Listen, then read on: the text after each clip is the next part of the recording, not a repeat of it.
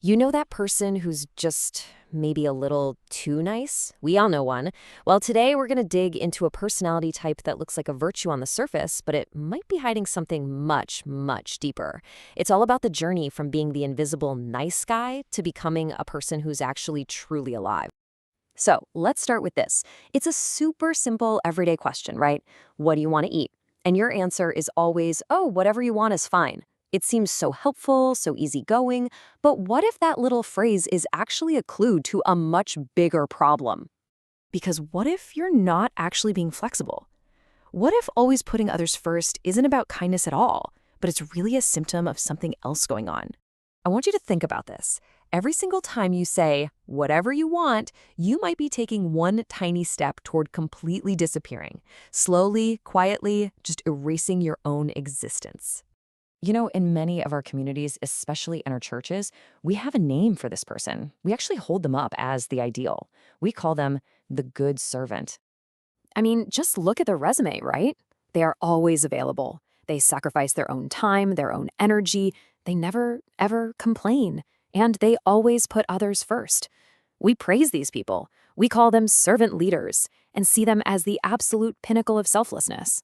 Okay, but here's where we need to get a little uncomfortable. What if we've got this whole picture completely wrong? What if this so-called virtue is actually a pretty dangerous disguise? This one question, it changes everything. What if all this constant giving isn't a sign of spiritual health at all, but it's a desperate strategy just to survive? It forces us to look past that constant smile and see the absolute exhaustion that could be hiding right behind it. So let's reframe this. Look at this chart. What we call servant leadership might actually be a survival mechanism. That selfless giving we admire so much, it could just be self-erasure. And peacemaking? That might be you paying protection money just to keep the peace and avoid conflict. There's a really powerful term for this whole condition, for this state of invisibility, a diagnosis, if you will. It's called being the unborn. Just let that sink in for a second. An unborn person is an expert on what everyone else needs. They know exactly what their friends, their family, their boss wants. But the second the focus shifts to them, the moment they get asked what they want, they totally panic. Their own self just hasn't been formed yet.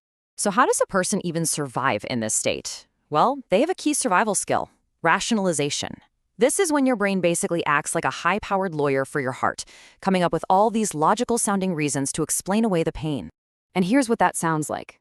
When they're being mistreated, they say, oh, they're just having a bad day. When they're being exploited, it's, well, I'm just suffering for the Lord. These aren't statements of mature faith. They're excuses the mind creates so you can endure being hurt. It's a way to make the unbearable bearable. So what's the big deal? This might seem noble, but the cost of being invisible is dangerously, dangerously high. And it's actually pretty simple. Boundaries are like the fence around your property. They protect your heart, your energy, your very identity. But here's the thing. You can't build a fence around something that doesn't exist. If you don't have a self, you have nothing to protect. And here's the grim reality of that. A person with no boundaries who's always rationalizing away bad behavior is the absolute perfect prey for a predator. Predators love people who can't say no and who will make excuses for the harm they're doing.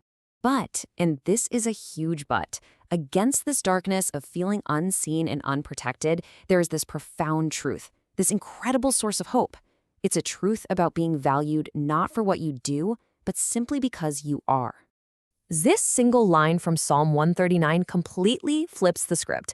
Before you were even fully formed, before you could serve anybody or meet anyone's needs, you were seen. Your existence itself was enough. It was valued from the very, very beginning. And that means your value is not based on your usefulness. It's inherent.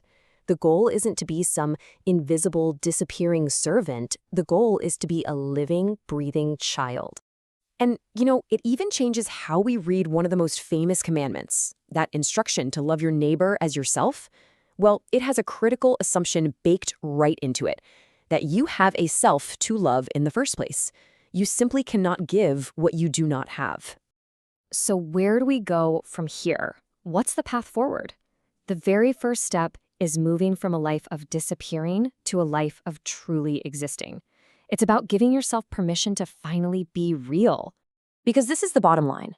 A true gift, a true sacrifice, can't come from a void.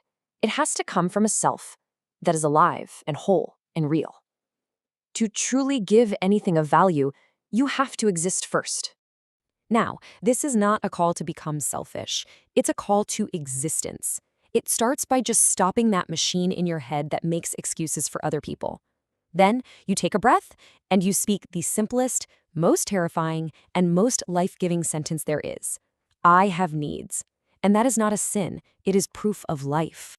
So, I'll leave you with this question. Just let it sit there for a moment. Don't brush it aside. Answering it, even just to yourself, could be the first real breath you've taken in a long time.